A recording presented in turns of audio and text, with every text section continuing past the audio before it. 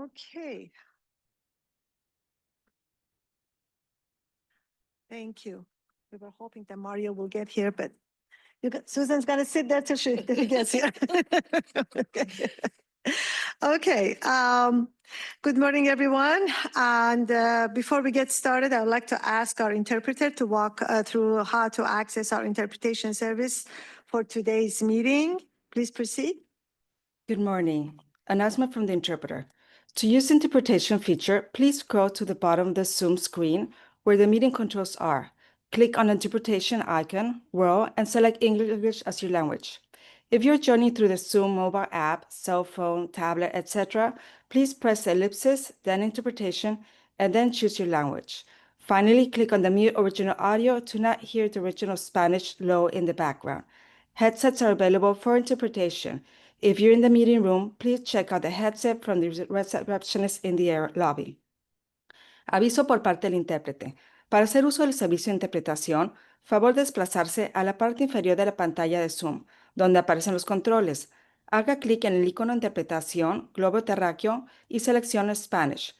Si está utilizando la aplicación móvil de Zoom, celular, tableta, etc., presione los puntos suspensivos, luego interpretación y luego el idioma. Si no desea escuchar el audio original en inglés en el fondo, por favor seleccione Mute Original Audio, silenciar audio original. Contamos con auriculares disponibles para el servicio de interpretación. Si se encuentra en la sala de reunión, favor de pedir auriculares con la recepcionista en el vestíbulo. Thank you. Thank you. I would also like to take a moment to acknowledge the land we call home. The tribal nations of the San Diego region has historically faced injustices. We acknowledge the harmony that existed between the land, nature, and its original peoples who have since endured displacement, persecution, and systematic oppression. We pay our respect to the unceded territory and homelands of the 18 tribal nations in our region, the most in any county in the United States, from our cultural groups, the Kumeyaay, the Guyeno, Luciano, Cupeño, and Cahuilla. This land has nourished, healed, protected, and embraced them for many generations in a relationship of balance and harmony. As members of the SANDAG community, we acknowledge this legacy. We aspire to learn from Indigenous traditional knowledge and experiences in undoing the injustices of the past. And now please join me for the Pledge of Allegiance. I, the United States of America, and to the republic for which it stands, one nation, under God, indivisible, with liberty and justice for all.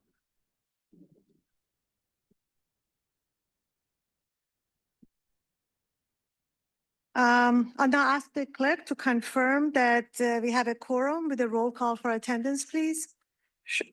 For contractor construction, Jacqueline Appleton Dean. Here. Biology Environmental, Lorraine Alquist. Present. Municipal Public Finance, Miriam Babaki. Here. Private Sector CEO, Sunny House. Here. Licensed Civil Traffic Engineer, Frank Rivera. Present. Real Estate Land Economics, David Santesteven. Present. And the licensed engineer is vacant.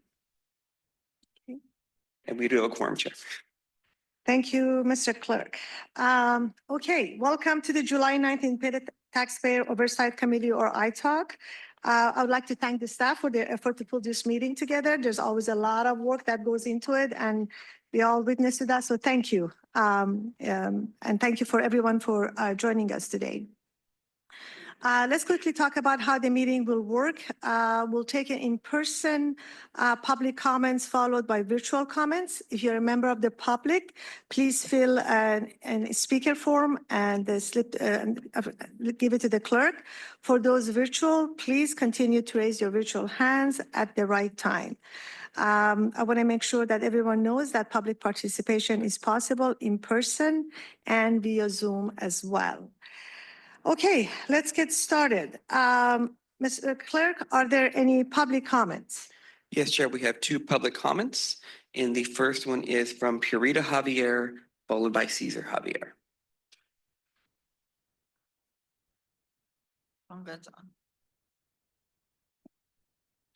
Good morning. I am Purita Javier, community volunteer, District 9, under the assignment leadership of Councilor Rivera, Council President Lacava, and Mayor Gloria. We are heard since 1984 when the hazardous home business was located, constructed, and operated in a single-family home residential zone. City Heights Community Development declared it a poor neighborhood, underserved, and economically disadvantaged.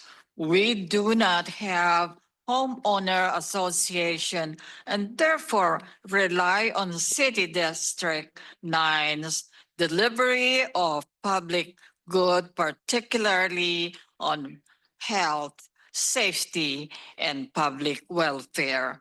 Our consistent participation of the APCD, City, County, and SANDAG bill is as an important of community or mass-based voice.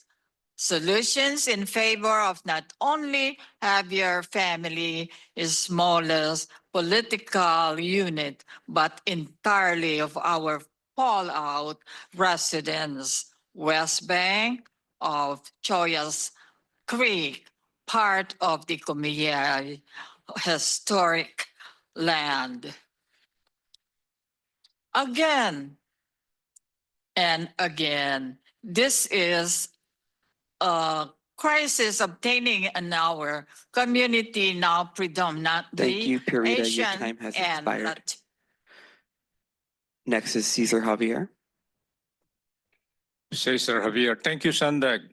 I know this is not within your jurisdiction as far as this environmental justice issue. We understand. But for the participants, the thinkers, look back in your neighborhood, observe and see how toxic gases impact health. In our community, Asian neighborhood predominantly, and you know what? They do not know the existence of this home business except for that gas emission they observe from the smoke, the smell, the fumes. And by the way, as we dig up, we have already registered 11 deaths. Coincidental? We are prayerfully doing our effort. I hope not. But science leads us to accept the truth that it has impact to this mysterious death, particularly seniors proximate to the site. Last week, we had to voice this to the FBI because this is a national security issue. 11 deaths, but they respectfully heard us. But they cannot do as what the lawful authorities like the Air Pollution Control District, the Code Enforcement City of San Diego, the County Environment and Health are doing nothing about this. Thank you, Sandag. In the minutes, Thank we you, spoke. Cesar Javier. Your time has expired. That concludes our public comment, Chair.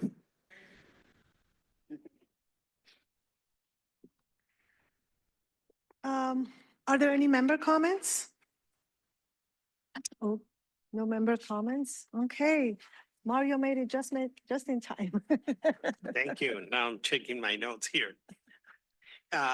Good morning to everybody. Today, I'm pretty happy to welcome and announce that we have started our internal controls director has started working. Shanae Pickney Forrest. I don't know if Shanae is here.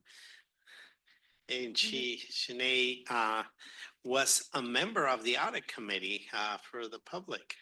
And she has a very impressive resume, and she's going to be helping us doing internal risk management, doing our internal controls, and just part of this evolution process that we're going through right now on creating those guardrails, reacting to what our independent auditor is, but also being that bridge with our internal audits program as well as external efforts that are happening or have happened, and she'll act as our point person of that.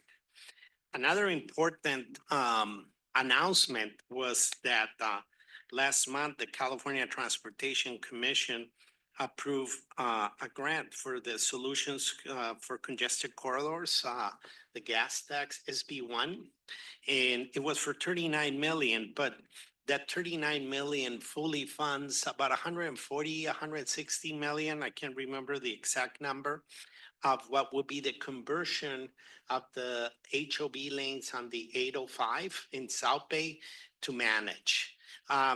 This is not new news. This has been in past regional plans multiple times. It has been probably since the I-15 a project. It's a concept that has been evolving, but it is the next step moving forward with the managed lane concept for this region, and there'll probably be coming more in the future. Another important update is probably around September, we had about 260 recommendations between ITALC and OIPA. We have now completed about 160 of them. So we're moving forward. We have 100 to go, but it is very encouraging to see that movement. And now with our internal controls director, I know that she will be on top of that. Regarding the back office, which is not a TransNet project, but it is important to keep everybody updated. We are still having delays. I will be talking to the board probably in September. The team will be providing a briefing on this. In looking at all the options, one of our main challenge has been data migration. And we really need to look at all the options that are on the table, and also considering the long-term commitments of either the 125 managed lanes or other endeavors. On Elvira to Morena, we executed an emergency contract for a wall that was moving. This has been on the newspapers. And construction crews began the initial site clearing work last week in preparation to begin the stabilization work on it. On the regional plan, we are continuing to host learning sessions. The next one is going to be in Central San Diego. It's going to be at Boulevard Hall, City Heights at 5:30. So we're very, very excited to hear from the public. And July 18 is when we close the window for comments on that period. That concludes my report. Thank you. Thank you, Mario. Any questions for Mario? I do have a question. Mario, can you clarify what sections of 805 are going to become managed lane? Is it the South Bay section? Or? It's the existing HOB from, I always get it confused. It's from Palomar to State Route 94. Okay, I always so confuse Palomar and Palm, but it's Palomar. It's in the South Bay. Now, this is a journey. The funds have been now approved. I don't see this project, let's say, open to traffic, let's call it like that, until probably 2029, give or take a year or so. But it has begun the process for implementation. in the fall and the winter, we will be having multiple policy discussions with the board as well as a priority discussions on projects. And I am sure that we will be having a conversation on policy items on managed lanes. Managed can be just converting it from 2 occupants to 3, upping it up and then just leaving at that. It could also leave the possibility of selling excess, meaning when there's not the high occupancies being occupied, that you could sell it through the transponder. And that's why the vision of the back office and looking at a comprehensive analysis of a back office is very important. So that's kind of where we're going. Okay, thank you. Mhm.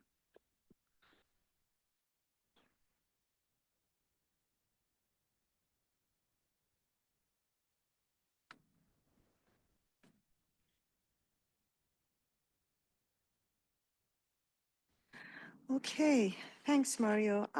We also have an announcement to inform iTalk and the public that Les Harper has a step down from iTalk and that position is currently open. So we want to encourage everyone to please apply. And also iTalk members, if you know of anyone that would qualify, please reach out. Staff is also starting the solicitation process. So the application period will be in the upcoming weeks will be announced. The position is a licensed engineer with appropriate credentials in the field of transportation, project design, or construction position. Okay, well, we wish Les much success. We will miss him, and if opportunity arises, we want to thank him for all his great work for iTalk. Moving on to consent agenda, we have item number 2 that requires an action. Mr. Clerk, are there any public comments? We have no public comment on consent, Chair. Any member comments? No member comments. Can I have a motion to approve the consent agenda, please? Motion to approve the consent agenda, Rivera. Second, Jacqueline. Jacqueline, with Frank making the motion, and Jacqueline, can we please have a roll call? Jacqueline Appleton-Dean, Yes. Lorraine Alquist, Approve. Miriam Babaki, Yes. Sunny House, Frank Rivera. Approved. Oh, sorry. Approve. David Santos-Stephen. Approve. The motion passes unanimously. Thank you. Moving on to report items, item number 4, Regional Transportation Improvement Program, amendment number 8, presented by Richard Radcliffe.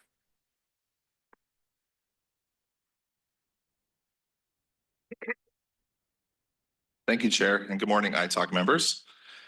Item number 4 is amendment number 8 to the 2025 Regional Transportation Improvement Program, or the RTIP. On July 25th, the SANDAG Board of Directors is expected to approve Amendment 8. Today, the iTalk is asked to provide feedback on the proposed amendment, focusing its review on the TransNet funded projects. Amendment 8 is a regular quarterly RTIP amendment that's being processed to accommodate changes to projects requested by SANDAG, Caltrans, local agencies, MTS, and NCTD. Attachment 1, beginning on page 19 of today's agenda, is the Summary of Changes report, which shows prior and revised project costs, the cost difference, and the percent change in each project. The table has been sorted in descending order by the absolute value of the change in dollars. Some key changes in this amendment include the alignment of various projects with the fiscal year 2026 SANDAG program budget, which was approved by the SANDAG board on May 9th, 2025, as well as changes by most of the local jurisdictions who are revising their TransNet programming based on the TransNet revenue estimates that were approved on February 14th, 2025. In attachment 2, beginning on page 28, you will find the changes proposed in this amendment specifically for those projects funded with TransNet. Each project table shows TransNet at the top of the funding section, followed by any other funding programmed on the project. The tables also show TransNet subtotals and other funding subtotals to show you how much TransNet and how much other funds are programmed. Attachment 3 is the TransNet eligibility analysis for amendment number 8. And at the request of the ITalk staff has reviewed the proposed project amendments included in Amendment 8 and consider the changes to be consistent with the TransNet ordinance. Attachment 4 provides an analysis of the programming of the TransNet Local Street Improvements, or LSI, funding by local agencies. Agencies that did not participate in this amendment will update their programming in an upcoming amendment, and then this attachment will be updated to reflect their progress made towards the 70% programming threshold.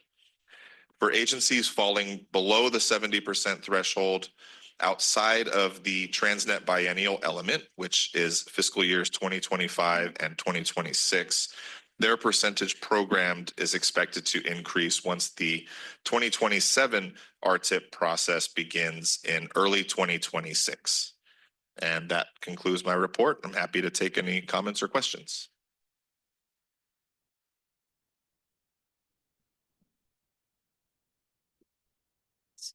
Okay, sorry about that. Go ahead, please, Jay. Hi, I have a question. Okay, so on, let's see, attachment 4. There's a listing of the cities and then the revenue and the program, and then there's balances and there's some negative balances. Can you explain what those mean and then how they'll be taken care of if need be? Sure. Yeah, so the negative balances are due to, they basically show that the agency is currently over-programmed, which in other words means that they have more programmed than there is revenue allocated to the jurisdiction. And that's because the revenue estimates that were approved in February were actually revised downward. So most of the cities, as I mentioned, participated in the amendment. There were 4 or 5 that did not, but basically they had to revise their programming downward to be able to fit within the constraints of the new revenues. Okay, and so that's what you meant by taking care of it at a future date? Yes, Okay. so they need to wait for an amendment cycle for the RTIP in order to update their programming. It's required by the TransNet ordinance. And then they also will need to go to their city council and get a signed council resolution. And so the cities that did not participate in this amendment, that's the primary reason why, is they didn't have time based on the amendment schedule to get to council and make it happen. Okay.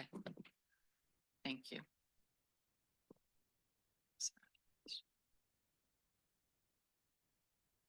Any other questions from Richard? No? Okay. Thank you very much. Just Thank you. regarding public comment, Chair. Yes. Oh, yes, I'm Just for sorry. the just for the record, we have no Yes, public comment on public this item. comments, yes. Any public comments? No public comment on this item, Chair. Okay, member comments? No member comments. Okay, no, thank you, Richard. Okay, let's move on to item number 5, annual selection of ITalk Chair and Vice Chair.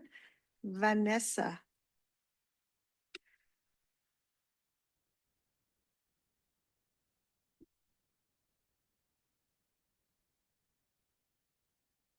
Good morning, ITalk members. Per the ITalk bylaws, the committee is required to select a chair and vice chair each year by majority vote.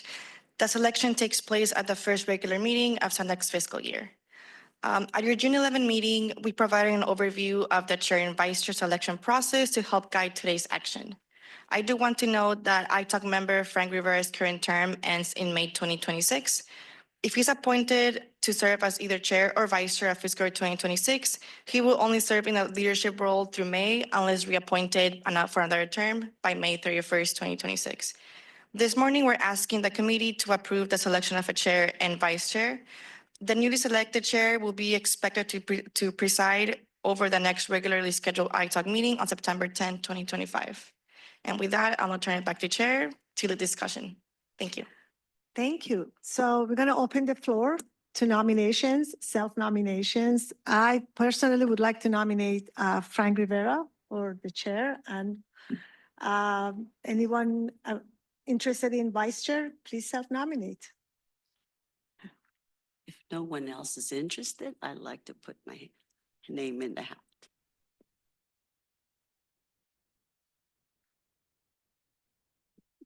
I'll accept the nomination for chair. And go ahead. And Gonna vote one we by vote one. first. I guess Make a motion. make a motion to, if there's no other interest. Jackie, I see you looking. You- I don't have any other interest. Okay. Except to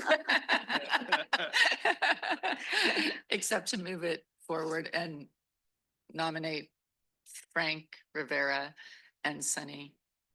Chair. and vice Chair and vice chair. Did I say that right? That was a lot. Yes. Respectively. Okay, I second that. Can we please vote? Sure. Oh, yeah, right. Jacqueline Appleton Dean, Yes, approved. Lorraine Alquist, Approve. Miriam Babaki, Yes, Sunny House, Yes, Frank Rivera, Approve. David Santisteven. Approve. That passes unanimously, but Chair, we do have, we have no public comment on this item either, just for the record. okay, this is my last one. So this mistake, probably Frank will not be making this mistake very often. Thank you. Thanks for the reminder. And no member comments either, I guess. So we can move on to the next. By the way, congratulations. Thank you very much. Congratulations to the chair and the vice chair. Okay, we will move on to item number 6, TransNet agreed upon procedures.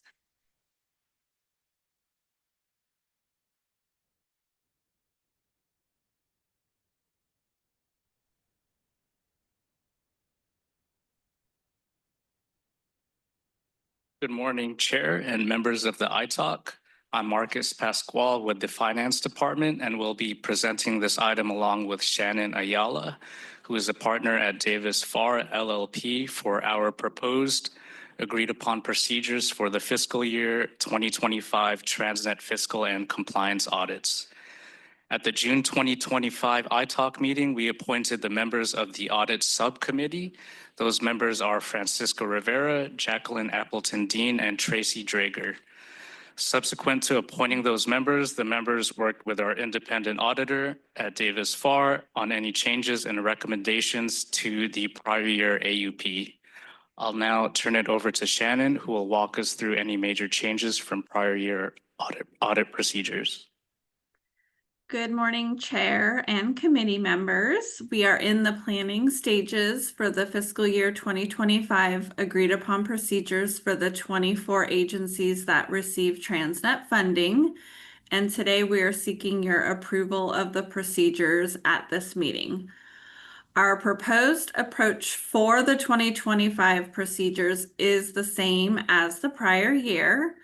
The ITALK Fiscal and Compliance Audit Subcommittee received the draft procedures for review on June 11th and did not have any suggested changes to the procedures as a result of their review.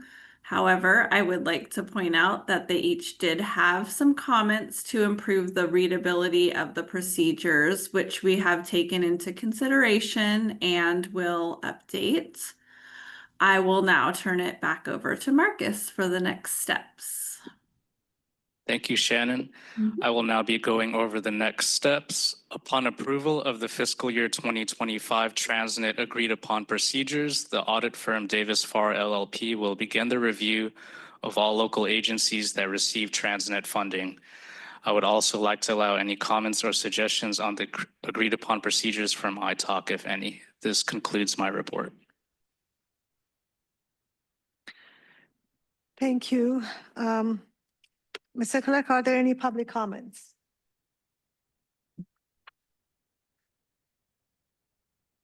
We have no public comment, Chair. Okay, Member comments?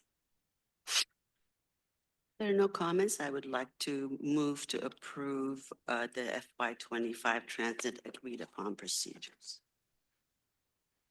I'll second that. Rivera. Okay. Sunny making the motion and Frank making the second. Can we have a roll call, please? Jacqueline Appleton Dean. Lauren Alquist, Proof. Miriam Babaki, Yes. Sunny House, Approved. Frank Rivera, Approve. David Santisteban. Approve. The motion passes unanimously, Chair. Thank you. Thank you, Marcus and Shannon. We are moving on to item number 7, acceptance of the fiscal year 2024 TransNet fiscal and compliance audits, also by Marcus and Shannon. Thank you, Chair. In this item, I will be presenting the final results of the fiscal year 2024 TransNet fiscal and compliance audits for your acceptance. Shannon will summarize the stages and approvals that led up to this point and will also summarize the findings and substantial changes from the draft reports. Hello again. Now that we are at the final stage of the process, I'd like to briefly walk you through the steps of how we got here. In June of last year, the ITALK Audit Subcommittee was provided with the proposed procedures for review. At the July ITALK meeting, the procedures were approved. Our team scheduled and performed the procedures for the 24 agencies from September of 2024 through May of 2025. The draft reports were presented to you on March 12th, along with the details of the non-compliance with the requirements. On April 18th, the Regional Transportation Committee recommended the approval of certain requests from agencies that did not meet requirements. On April 25th, the SANDAG board approved those requests, and then now ITALK is now accepting the final reports for release and issuance. There were 2 notable changes to the draft report since our last meeting. The NCTD and MTS findings for rail services have been removed as a result of the board approval for each agency to use the 3-year average calculations and adjust for certain cost exclusions. And for the city of Coronado, the board approved the request for the city to commit or expend funds in fiscal year 2025. And for the city of Poway, the board approved the request for the city to cure the maintenance of effort deficit by June 30, 2027. I will now turn it back over to Marcus for the recommendation.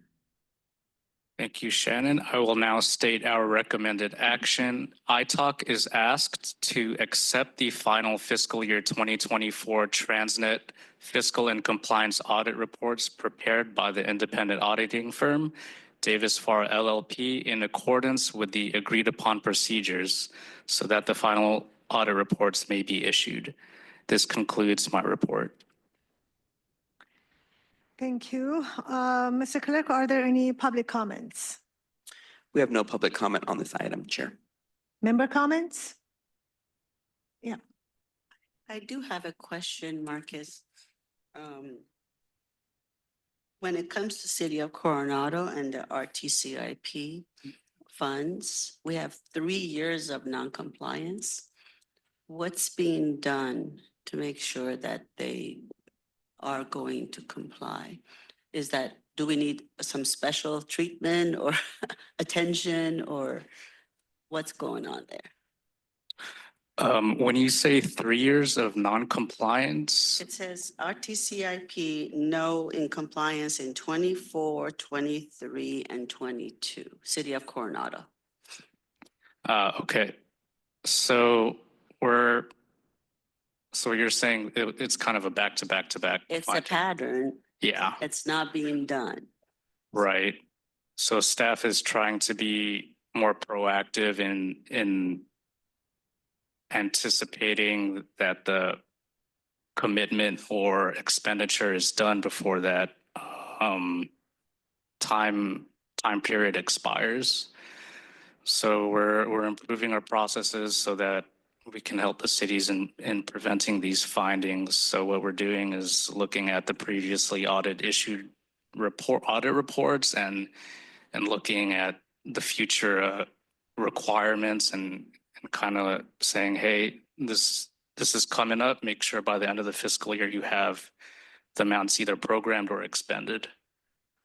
Okay. We can also, we have a regular meeting, I wouldn't say monthly, but somewhat quarterly or every 6 months with the city manager of Coronado. So we can sit down and go over these items with her and bring it to her attention. Thank you. What's the timing? What's the timeline to make sure you have some kind of a proactive action? Yeah, the timing ideally would be a couple months before fiscal year end. So Okay, we so can the reach fiscal it. year just started. Right, and for the city of Coronado, we ensured that they have the right amount committed or expended, so this shouldn't be a finding on the FY25 audits. Okay. But yeah, ideally, we'd want to notify them around January, right when the draft reports are issued. That's the soonest we can get the previous fiscal year. Do we have some extra information there?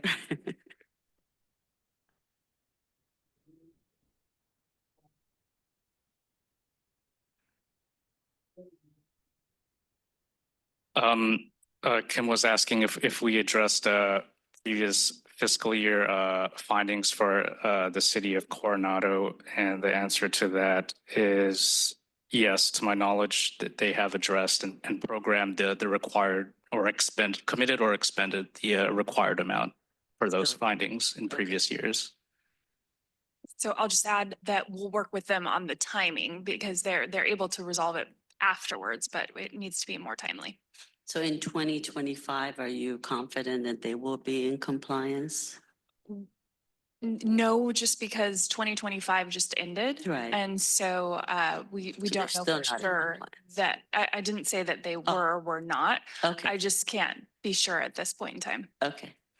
Okay, I would love to hear maybe a future report on what specific actions have been taken to make sure, including meeting with the city manager to make sure that they're in compliance. That would be great.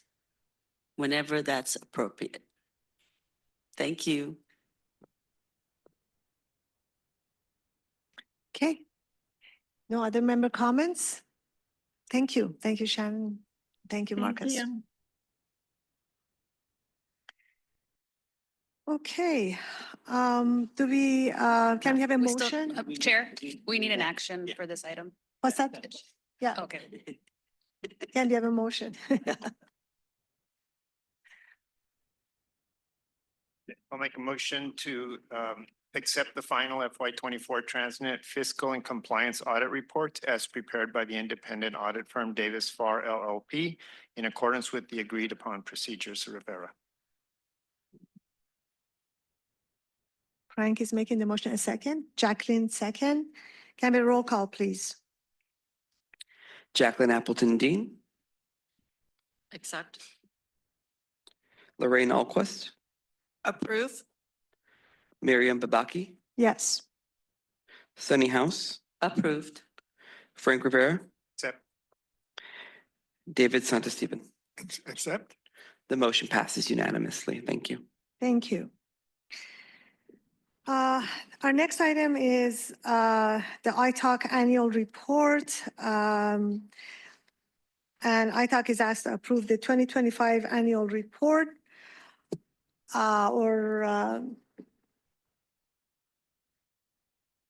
Is that? What's that? They're going to present. Yes.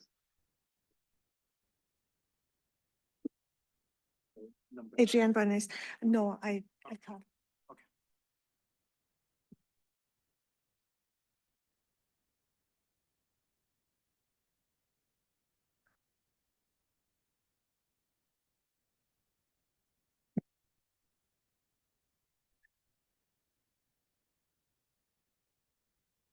Good morning, Chair and ITALK members. I'm here today with Vanessa Leone, who played a key role in developing the 2025 annual report. We presented the draft report to the May committee and since have updated with the most recent data, grammar corrections, and improved context clarity. The final draft continues to highlight the ITALK's oversight work and key TransNet activities over the past year. We sincerely appreciate the committee's feedback, especially detailed input from committee member Jacqueline Appleton-Dean. Her suggestions greatly helped us improve some clarity and context. Pending the ITALK's approval of today's report, the report will move forward to the SANDAG board in September, where it will be presented alongside the fiscal and compliance audit results as highlighted on page 7 and 8.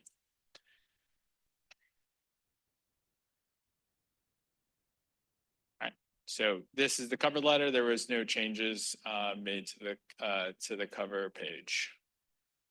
All right, we move on to page 1. All right, so on page 1, we updated the audit counts to reflect the most recent completed recommendations.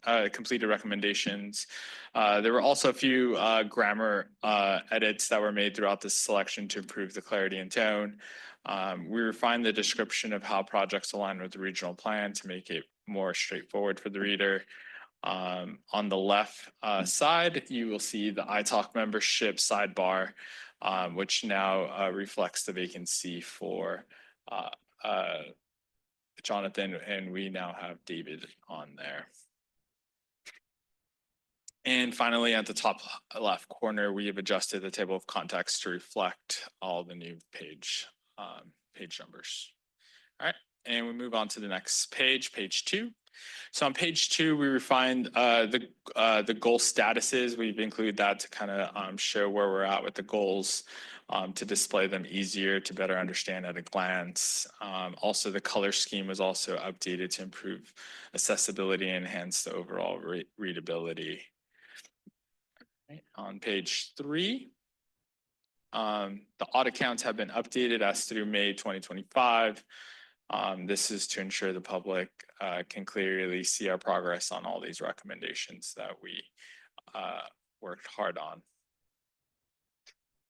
On page 4, we've added some context around the challenges involved in implementing audit recommendations over the time, where staff turnover has kind of led to kind of the hardship in really tackling this. But overall, we now have a really steady workforce that is working hard to accomplish all those audit recommendations. We turn to page 5. The audit results have been updated now to reflect the final results for FY24, which were just presented to you from Marcus. You'll see those will carry over to the next page right here on page 6.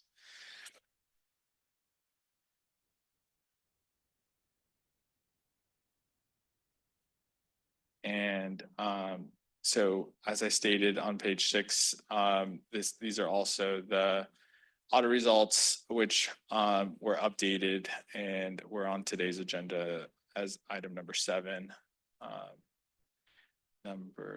Now let's return to the next page on page 7.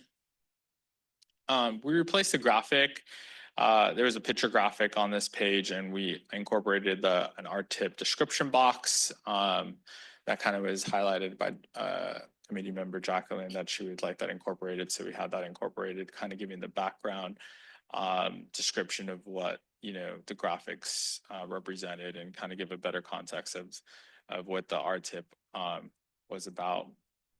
All right, and next page. All right, page 8.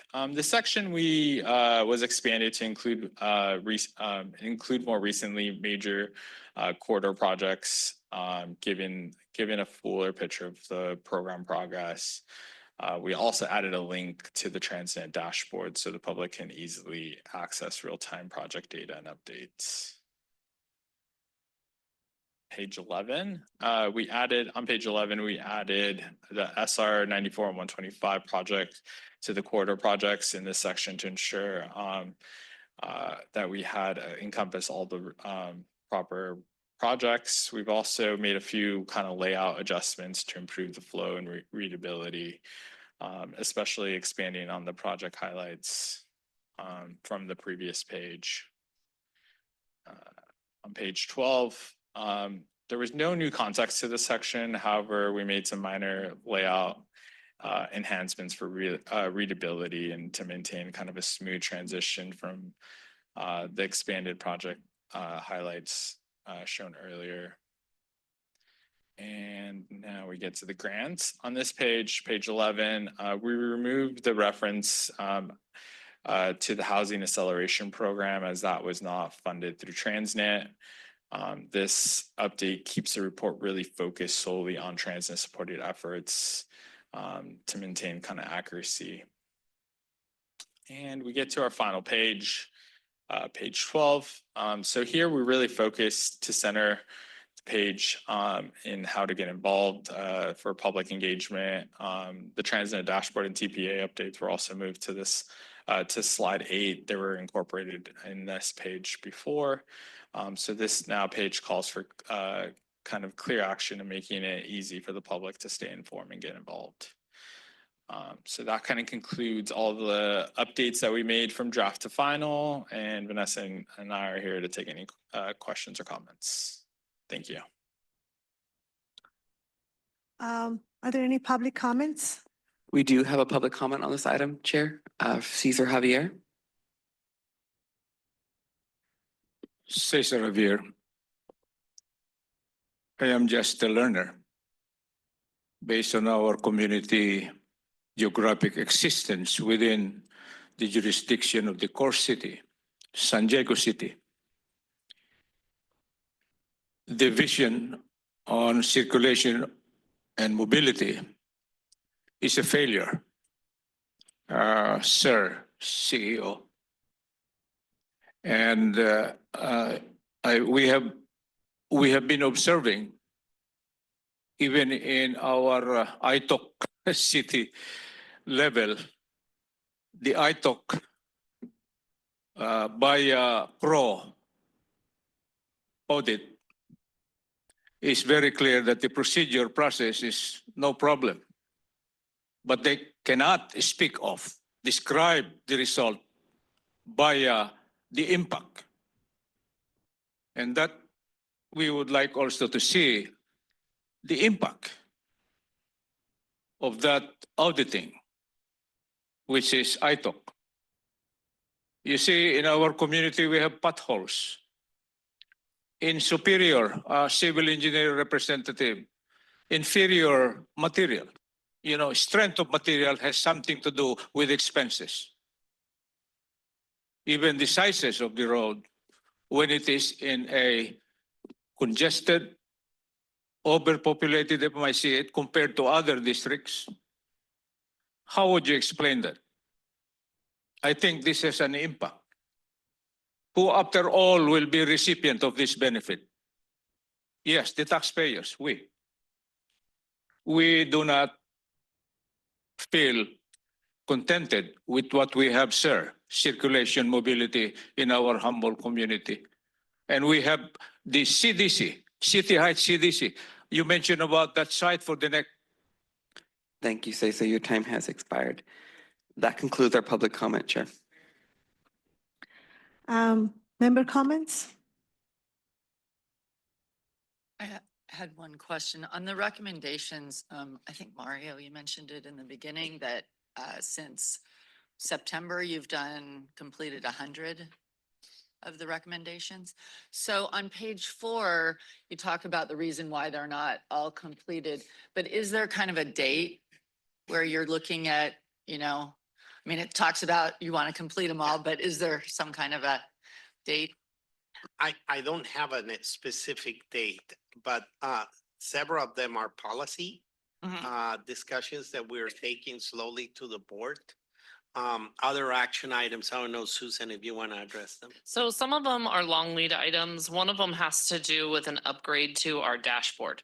So that's involving an assessment of the software that's required. That one is not something that we feel like we can get to right away. So there are some that we intend to get to by the end of the calendar year.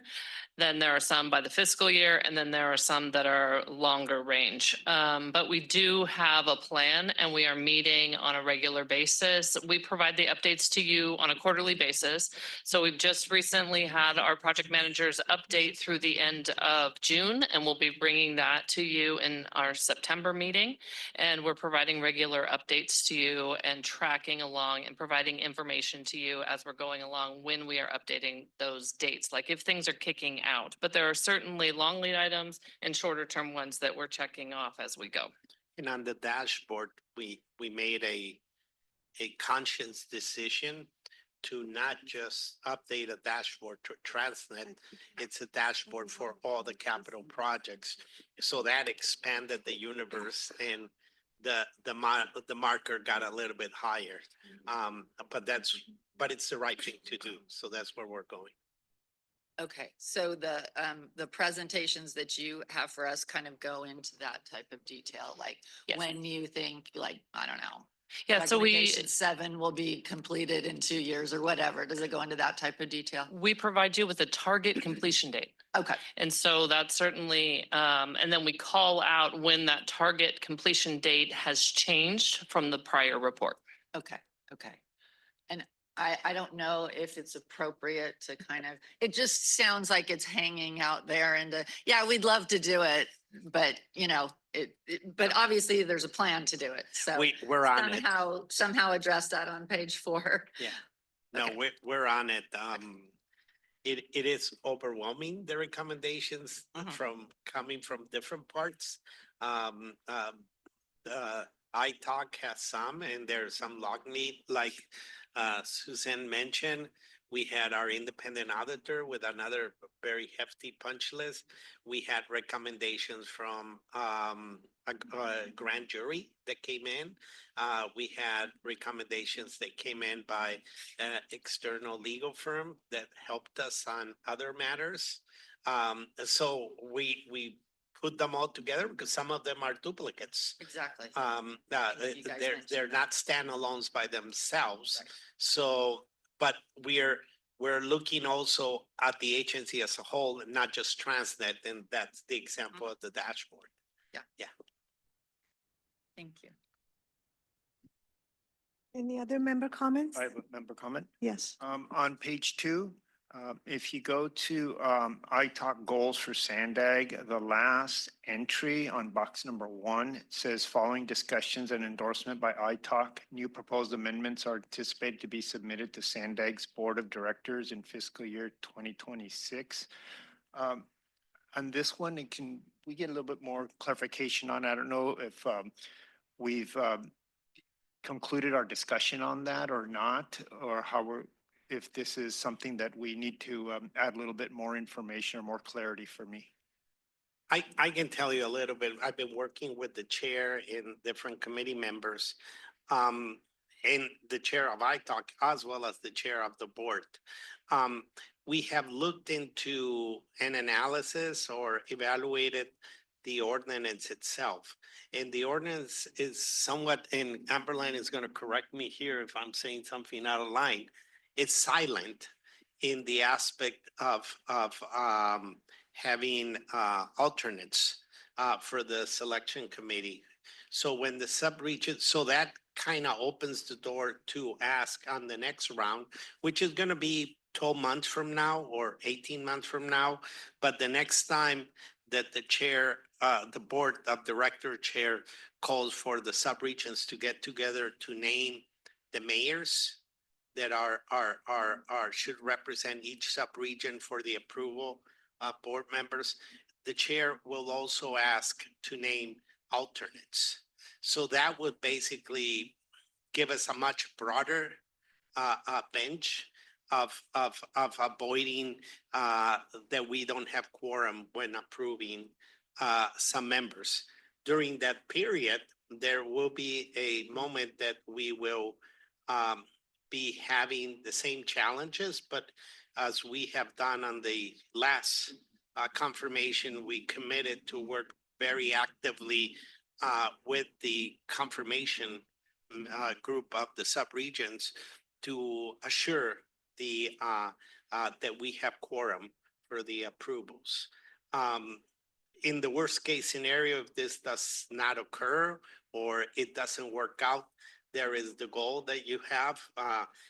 But definitely the chair would like the board of director chair, and I'm not trying to speak but for her.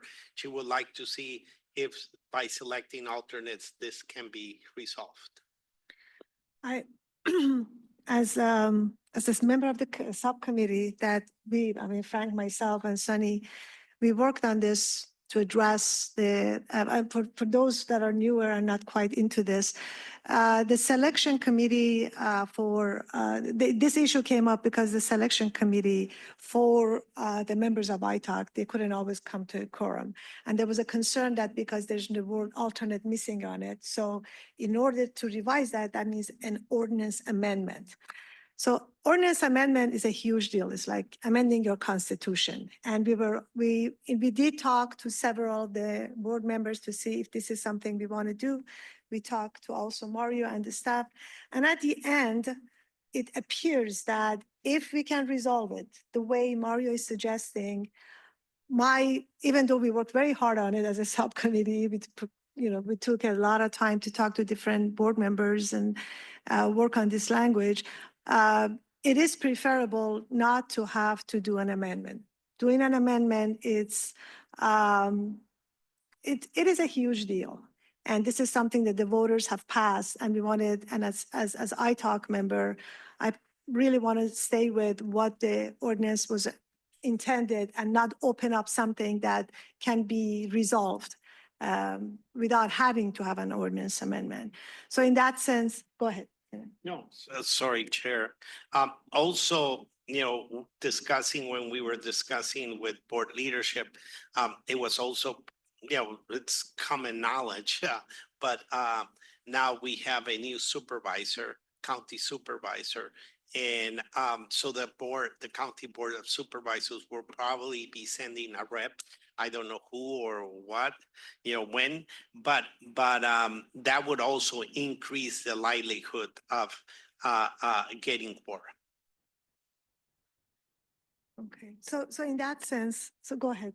Last comment. So I think right now, maybe then we'll see how our licensed engineer vacancy plays out, that hopefully there's no delays in what's happened in the past with the filling the vacancies on ITAC. Thank you. Okay.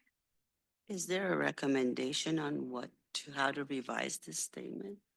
I would like to, if the ITAC votes, that we can authorize the staff that can be removed, that this is intention of the ordinance amendment, because it appears that there's no reason for it. There is this is something that is being taken care of, so it doesn't need to be one of the goals for the ITAC at this time. Or is it better just to state what you stated? I mean, we're not going to pursue an amendment for these reasons, and we're going to take care of it another way, go another direction. Just yes, anyways. Please. I think it could be rewritten and basically saying that as a first goal, it would be looking into an administrative process. And if this does not succeed, you are independent and you can pursue a TransNet ordinance as a plan B. I think, ITAC already voted on going to the board with an amendment. We as a committee have not voted to go otherwise. So, and that wasn't an item on this agenda. What the statement is in here is fact at the time we were doing this work. I don't mind a revision, maybe as Mario suggested, because we haven't decided we will not go through. It's an opinion or a suggestion provided by the chair. So if we can revise this in a way that leaves it as we did this effort, the intention was to take it to the board, but maybe some administrative options may be available to us, so we can reconsider taking, I would be okay with that. But at this point, we're not sure. I think the council suggested or has verified that there may be a possibility, right, for us to get an alternate, but we don't even know if that's going to happen or not. So I don't want the effort of this subcommittee and ITALK and the vote that has already been issued to be just dismissed because we are thinking about a change in course. So how can this be done? Like I stated, your goal can stay as a goal. Yeah. And if you allowed us, we can also add the statement that also as a plan A, an administrative process or alternative will be pursued. And like I said, if that's not successful, then yeah, you need to go to do what it's needed. Okay. Yeah. I think that's a better solution, Mario, because to me, it's not just because we have an intention, doesn't mean it's going to happen. It may get delayed or it may get resolved without going to the board, but it's a statement of fact here that it says, following discussion and endorsement by ITALK, there was a vote for us to do that. That vote has to be reversed through another vote on that particular item.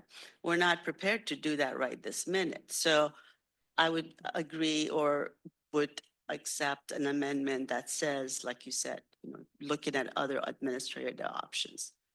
I'd be okay with that. So, so we will state that this was the intention that is being It's still the considered. intention, but we're pursuing other options. Well, okay, so I don't know how that language, We can put it in that in parallel, we will be also pursuing an administrative process.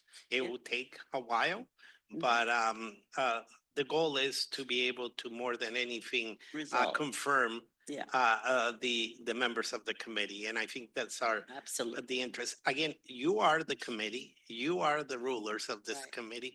We as staff are just providing you information and ideas, but at the end, it's what this committee wants and decides. You're totally independent. so the language as it is, it says that they're anticipated to be submitted to SANDAG, was anticipated. No, not was. I think we can wordsmith it here. Can we get some kind of a revised statement? I don't know if we can just either take this to the next meeting or is there a suggestion? Is there a suggestion for a statement? If the committee wants to wordsmith it right now, we can work on that. You could also have the option of directing staff to come back with some options at your next meeting. And how do we vote on that? If the staff does it later, do we need to come back again or how do we vote on that? Well, you could do it two ways. You could direct them to come back with proposed language for your review and approval, or you could direct staff to incorporate certain elements like you've been discussing, and then you could approve moving this item forward with those limitations. Good either way, but what's Can the ask the statement? staff based on our discussions to please come up with some. That would be an option for you. Is that acceptable to everyone?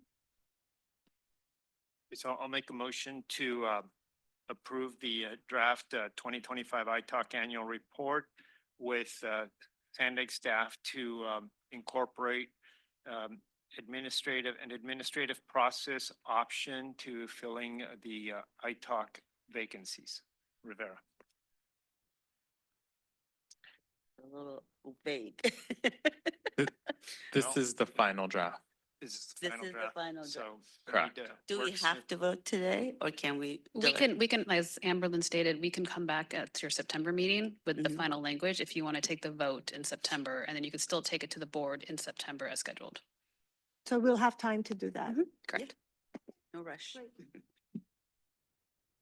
So is that the direction? My motion then to come back, SANDAG, to incorporate some administrative process language. So we don't even need to move then, right?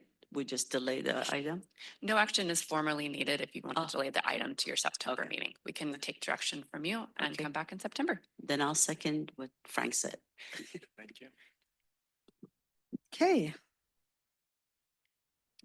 Moving on. Gotta vote. Vote. Gotta vote. Call for the vote. So with that, We start, yes, please, let's, with the we can- motion from Mr. Rivera, second from Sunny House. Oh, no vote? Just to Okay. clarify, we don't need to take an action. You're just directing staff to come back. That's what I thought. Yeah, thank you. don't need, no vote. No vote. Okay. Deferred. Item deferred. Okay, moving on to item number 9, TransNet Active Transportation Grant Program Project Amendment with Benjamin and Ms. Paz Gomez.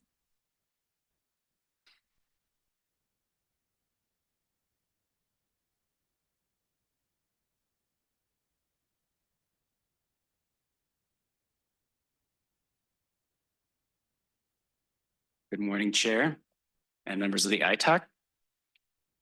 Get myself situated here.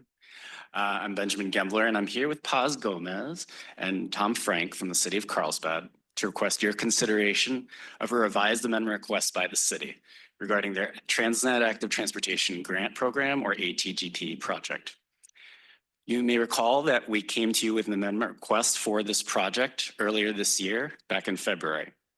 Since that time, a number of developments have taken place, which have resulted in the revised amendment request we are bringing to you today. So a little bit about the program. The ATGP provides funding for local jurisdictions to plan and build facilities that promote multiple travel choices to transit, schools, retail centers, parks, employment, and other community gathering spaces. The program funds planning and capital projects, as well as projects that provide encouragement, education, and awareness programs that support bicycle and pedestrian infrastructure. The ATGP is funded by TransNet and has also provided Transportation Development Act, or TDA, funding for prior cycles. Now, SANDAG has held 4 cycles, excuse me, of the ATGP, beginning with cycle 1 in 2010 and concluding with our most recent cycle, cycle 4 in 2018. We've also exchanged State Active Transportation Program, or ATP, funding with the TransNet funding twice since the ATP began in 2014. The cycle numbers and award amounts are shown on the graph on the left side of the slide, demonstrating an overall investment of $29.4 million to the region since the ATGP program began. The pie chart on the right shows that 81% of the funding, or nearly $24 million, has been awarded to capital projects, while 15%, or approximately $4 million, has been awarded to planning projects, and 4%, or approximately $1 million, has been awarded to education projects. A total of 88 projects have been awarded funding since the program began.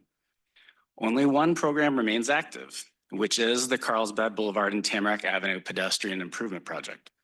And Ms. Gomez will provide an overview of the project and the amendment request for your consideration. Good morning, Chair, Vice Chair, ITAC members, Mr. Orso, and SANDAG staff. Thank you for the opportunity to present. My name is Paz Gomez. I'm the Deputy City Manager for Public Works with the City of Carlsbad. And with me is Tom Frank, the Transportation Director and City Engineer. So today we'll be providing an overview of this regional active transportation project, its history, the request before you today. We truly appreciate SANDAG's flexibility and support through this grant process. So the Carlsbad Boulevard and Tamarack Avenue Pedestrian Improvement Project is located in the city of Carlsbad along Carlsbad Boulevard, just north of the Agua Hedionda Lagoon. This is a heavily traveled area, and project improvements will promote walking, biking, and transit use, increase safety for all users, and improve the area's aesthetics. The scope of the awarded project grant includes design, environmental clearance, and construction. The 3-year grant agreement began in 2016 and was granted 2 36-month time extensions and terminated on May 8th of 2025. So this image depicts a previous project concept which merges traffic flow through the reduction in vehicle lanes south of the intersection toward the lagoon. It also included widening the sidewalks south of Tamarack Avenue, including across the bridge, relocating a bus stop to provide safer access. Other improvements that were in this proposal included pedestrian and bicycle facilities throughout the project area. This project has had an extended community input period and underwent several changes, which I will discuss next. So for the project history, and you have seen this before, so I won't belabor it. We talked about May 9th of 2016, 2 extensions, and then in 2024, we requested a 3rd amendment per the direction of our City Council in November. On February 12th, Mr. Frank and Mr. Gembler were here to request ITOC's consideration of the amendment request for a different project scope. And so at that time, ITOC had recommended rejecting the proposal. Since then, March 21st, the Transportation Committee voted to recommend that the board reject the city's request. And just a little bit of background, at that time, the city's request had included the roundabout. And so what we will be presenting shortly is a different project scope. So at that time, there were concerns from the Transportation Committee about the progress to date, the absence of funding to construct a project, and the Carlsbad City Council's decision to wait to approve the final design until another roundabout project was completed and studied. And it was another roundabout project that was south of this project at Carlsbad Boulevard and Cannon Road. So this item was provided to the Board of Directors at its March 28th meeting. However, the item was pulled from the agenda and deferred until a future meeting. On April 29th, the Carlsbad City Council approved a much smaller scale project with limited intersection improvements, without a roundabout, and with a simpler delivery process that is not dependent on another project. On May 8th, the grant expired and the city submitted a revised grant amendment request on May 20th. So the city is requesting a revised amendment for the scope, budget, and schedule change. Due to the concerns raised by ITOC and the Transportation Committee when we last came, as well as the direction from the Carlsbad City Council since then, we are returning with a smaller scale project that enhances pedestrian safety through limited intersection improvements without a roundabout. This will involve a revised design, environmental clearance, right-of-way coordination, permitting, and construction project phases. But only the construction phase will be paid for with a remaining grant balance of approximately $454,000. The other phases will be paid for by the City of Carlsbad. In addition, we are requesting a maximum of a 36-month time extension, which will allow these phases to proceed. Unlike the last amendment request, this would allow the project to be completed within the extension request period by 2028 at the latest. Realistically, we anticipate that this project will be completed by 2027, given the reduced project scope. Also, preliminary discussions with the city planner indicated that an exemption to a coastal development permit application may be issued because there is no expansion of the roadway capacity and the project will focus on safety and the Americans with Disabilities Act compliance. And staff will be meeting with Coastal Commission staff a week from tomorrow to discuss the proposed exemption.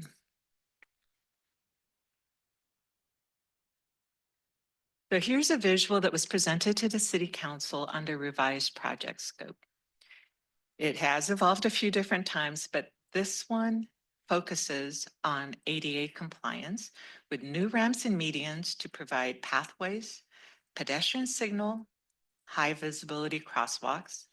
And we're also going to relocate a bus stop bench in coordination with our partners, the North County Transit District, to improve public transit accessibility and removal of a guardrail that's on the sidewalk on the west side to provide an additional 1.5 feet of sidewalk. The revised construction cost estimate is $2 million, which is substantially less than the previous estimate for the project, which included a roundabout.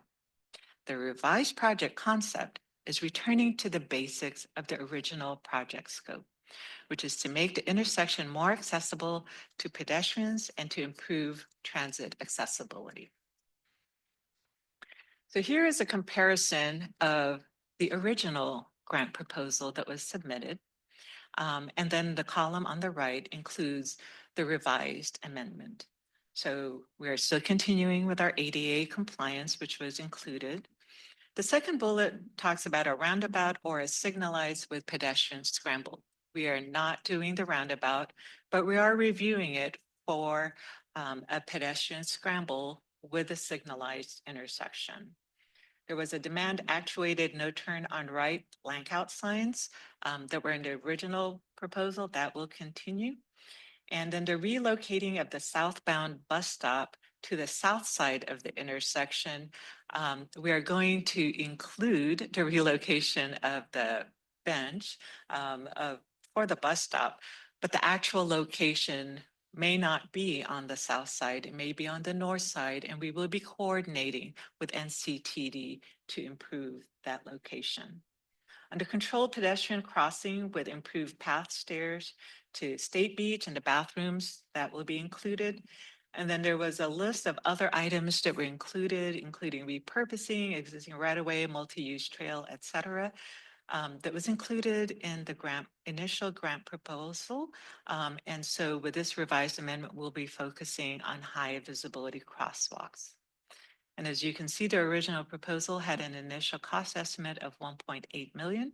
Granted, it was a long time ago, but the revised amendment, we are looking at $2 million. So this is our proposal and our request to you, ITAC, and to SANDAG, is to allow us to continue with the grant, the remaining balance of approximately $454,000 with an adjusted timeline. And so we feel that this returning back to the basics of the scope that was in the initial active transportation grant will result in quicker construction completion of this very regionally significant active transportation project. Thank you for your attention, and I will now turn it over to Mr. Gambler for the rest of the presentation. Thank you. Thank you, Paz. Just really quickly, the project was initially awarded $1,054,000, and to date, approximately $599,000 of that has been paid to the city for project expenses incurred. And that leaves a remaining fund balance of approximately $455,000 that has not yet been spent on the project. So with that, that concludes our presentation, and I'll turn it back over to the chair for comments and questions. Thank you. Thank you. Are there any public comments? We have no public comment, Chair. Member comments? Who would like to go first? Hi. I think Jacqueline is going. Oh, I'm Go ahead. sorry. Go ahead. The chair recognize you. I have a couple of questions. So it says you got 2 36-month time extensions.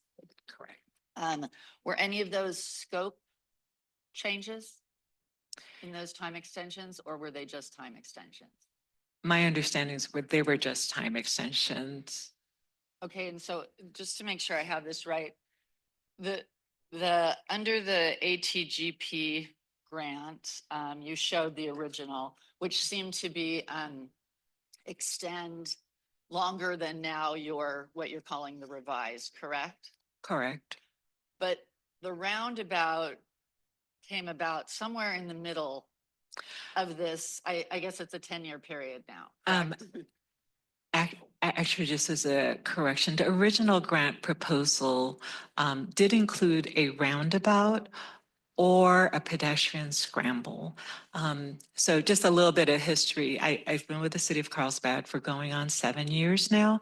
And when I first arrived and this grant was being presented and had started proceeding, at that time, staff had said that we had consulted with our consultant who said that it was not feasible to have a roundabout constructed at that location. At that time, we were really promoting more complete streets, looking at roundabouts, and we progressed into looking at, maybe we can consult with Mr. Walwork, who is a well-known roundabout consultant. So we went and consulted with him. He came back, said, no, it's actually feasible. And so that was the direction that we started proceeding. So it was included in part of the grant proposal, but at the time, it kind of evolved, right? And then we started proceeding with the roundabout, which was a lot more complicated, needed a lot more grading, needed more retaining walls, needed utilities to be relocated. And so that complexity added to the length of the design as well as the cost of the actual project with a roundabout, which was significantly higher than what was originally envisioned. Right, and so I guess what I'm trying to get at is the original scope in the ATGP grant. The drawing didn't show a roundabout, did it? No, Did it? so the original. Just sorry. 2 seconds. Mhm. So I guess what I'm trying to say is that we had an original scope or what looked like an original scope now, but you're saying that the roundabout was included in that original scope. Yes, ma'am. Okay. So what was previously presented was a grant proposal that was submitted. That graphic was presented and prepared by the consultant to see what the options were. And that was also presented to the city council previously to say there is a signalized option and then there's the roundabout option. So that was where that graphic had come from. But in the original grant proposal itself, it did state in there roundabout or pedestrian scramble. Okay, and the original was you were to have the project constructed by 2019. Yes, ma'am. Okay. And I guess my issue is that I don't know, it seems like the scope has expanded, changed. It seems like when Yes, the ma'am. grant was, when you had the original grant, Yes, ma'am. it seemed like the project wasn't completely fleshed out. Correct. So Yes, ma'am. we're here, this much later, and it just seems like half the money's gone, but you're starting at square one with environmental design and then construction. So I'm wondering, my second question, sorry, this is a long question, is what have you completed So so far? we were taking it all the way to a roundabout. And as has been said, we have already expended approximately $600,000 of consultant efforts in the environmental as well as the design. We're not starting from scratch. We actually already have our consultant that's on board. We've negotiated with regards to the revised scope that the city council has provided us. So all of the work that has been done up to this point will still be relevant. It was a lot more complicated to have a roundabout because of the Coastal Commission. And I believe Mr. Frank touched on that the last time that he was here for the ITALK. This time around, because of the reduced scope where it is focusing on ADA compliance, safety, and we're not increasing because the previous grant proposal also talked about, or excuse me, concept had talked about reducing the lane further south, closer to the Agua Hedron, the lagoon. That is not being done. So a lot of the things that had been brought about before and had been proposed are no longer going to be done. We're going to focus on the ADA improvements in that intersection, relocating the bus stop to make it more accessible for transit riders, and then also the removal of the guardrails that was indicated in there that would allow for an additional 1.5 feet of the sidewalk. We'll be reconstructing the sidewalk area there. So it will increase the initial, per the initial grant proposal, it will increase the walkability for our residents and visitors of that area. Yes, ma'am. Yes. Right, Okay, please. I've got a couple of questions. Yes, sir.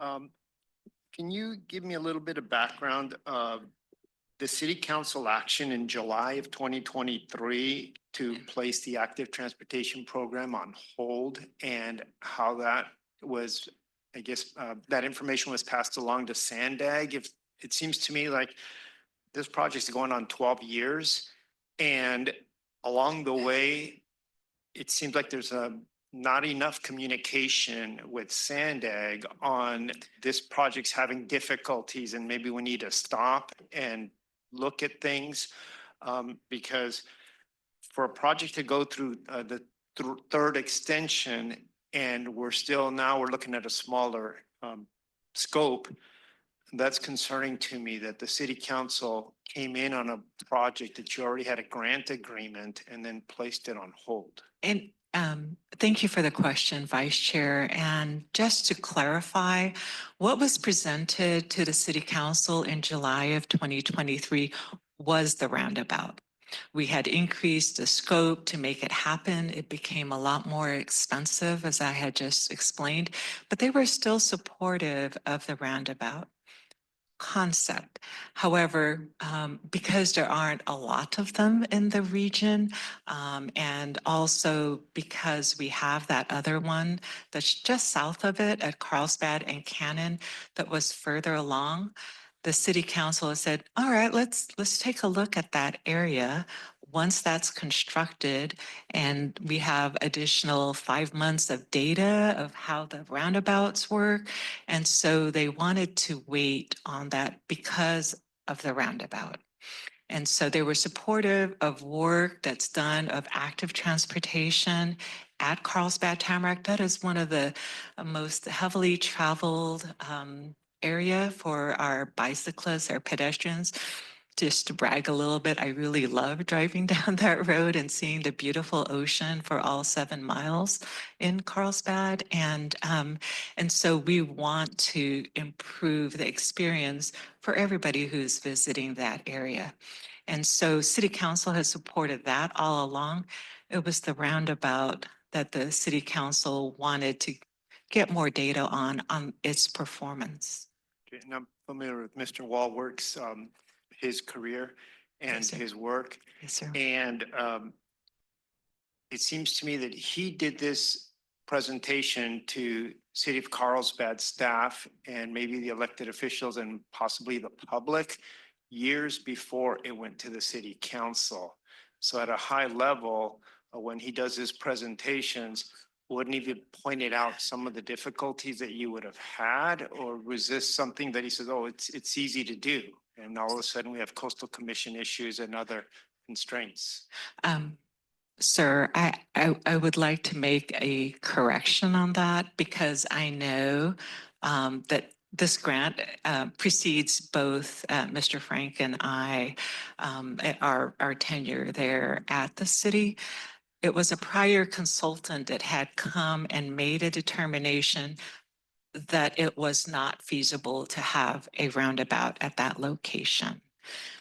Subsequent to our arrival, Mr. Wallwork was brought on to take a second look.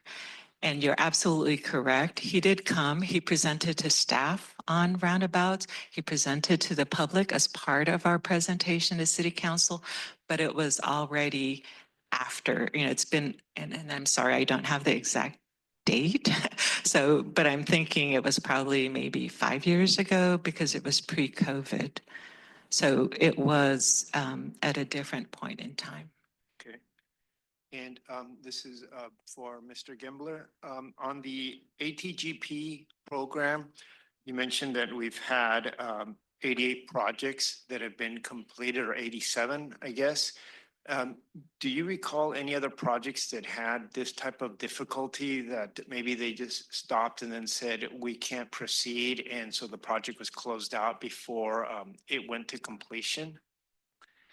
So similar to what Ms. Gomez said, much of the project history for ATGP precedes me. I took over actually last year. So in what I've seen and what I've heard from those who have had longer tenures at SANDAG, I haven't heard of that type of situation. It doesn't mean it hasn't happened, but I've kind of a limited knowledge base there. My experience was, because I worked for a local agency, was that at the time that the grantees were told your project scored high enough to get funded, that sometimes some of the agencies would say, things have changed, and so we're going to have to take a time out on this and not accept the funds because we can't move forward for whatever reasons, or maybe only partial funding was available because they're right above the cut list where a portion of the funds for the project could be funded, and they accepted that and brought other funds to the table to move their project forward. And so that's what my experience has been. But okay, fair enough on the question. If the balance of the $455,000 does not go to Carlsbad, where does the fund go, the fund balance? That would go back into the program funding and would be used for future cycle 5 call for projects. Okay, and what's the timeline for cycle 5? I believe we'd be looking at 2026 for use of those funds. We're still having some internal discussions about our bike program, but that's what we're anticipating at this point. Okay. And last comment I have is a comment was made about relocating the southbound bus stop to south side of the intersection. And from my work with the transit agencies, far side bus stop is better than a near side one. And so just, take a look at that and definitely work closely with NCTD on that so that it makes the project, one of the project features, I guess, is to improve safety. And so I'd like to make sure that safety on the transit stop is as best it can be.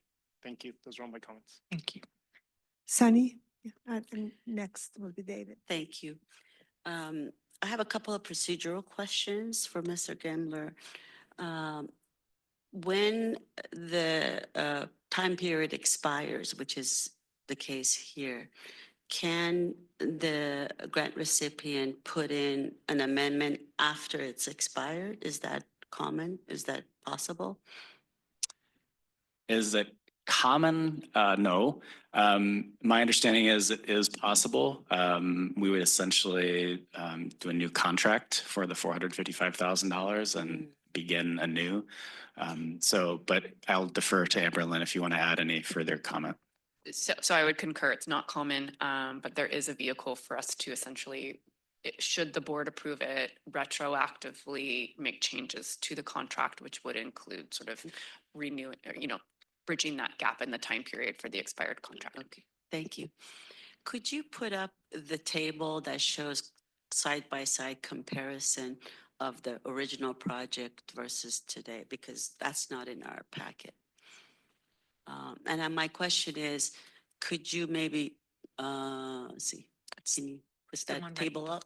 It's like the one before the last. Two slides before that. That one. Okay. Maybe Paz, you can explain a little bit more. It sounds like you've gone back pretty much to the original program. But what is it significantly that's different? I mean, if the original intention was all the things that are listed in the proposal, you're doing a revise, how much of it are we getting for the money? We are not getting a roundabout. Yeah. So that Yeah, one let's is forget about the definitely, roundabout. It that does is say or signalized with pedestrian scramble. correct. And quite frankly, I do not think that the city did a good job, as was mentioned earlier, as far as scoping it initially and showing what else there. You know, gosh, 9 years ago, was it really possible to build a roundabout for 1.8 million? Given to the rest of the scope, Yes. probably not. But you know, it was submitted at that time as a possible option, and so with regards to the second bullet, we are keeping it signalized, and we are looking at a pedestrian scramble. And for those of you who may not be familiar with our city, a little further north on Carlsbad Boulevard, we have 2 pedestrian scrambles in the intersections with Carlsbad Village Drive, as well as Grand Avenue, which is well loved by visitors and have lots of walkability in that area. So we will be taking a look at that as part of this scope. With regards to the southbound bus stop, thank you, Vice Chair, for your comments. We completely agree with regards to the location, but again, those were the exact verbiage that were provided in the grant proposal back in 2016, which is why we use that. We have already been in touch with our partners over at NCTD, and this is something that it won't be just a city decision. It would need to make sense across the board with our partner over at NCTD. And then the last bullet is the one that had just a whole bunch of stuff that was listed in the grant proposal. And it was to repurpose existing right-of-way, multi-use trail, mid-block crossing with enhanced pedestrian safety features, curb extensions, high visibility crosswalks, and a pocket park adjacent to the relocated bus stop. Again, if you're familiar with the area, you may know that trying to put a pocket park south of the intersection is I'd say is not feasible, and then the pocket park portion is not going to be included. What was looked at before is that there is another capital improvement program project, CIP, for trail connectivity. So separately, we were looking at how can we connect to the trail at the Agua Hedionda Lagoon and make that happen. One of the proposals and discussions had been, can we do a mid-block intersection there? Or can we maybe even do a tunnel that would be under the bridge to go through? So that was one of the proposals that had been presented to the city council several years ago. At that time, I don't think anybody felt comfortable with having a tunneled walkway that goes from the Tamarack Beach parking lot under to the trail across the way. So that was removed. With regards to the opportunity for a walkway, a pedestrian crossing before getting to the bridge, that is something that can be pursued.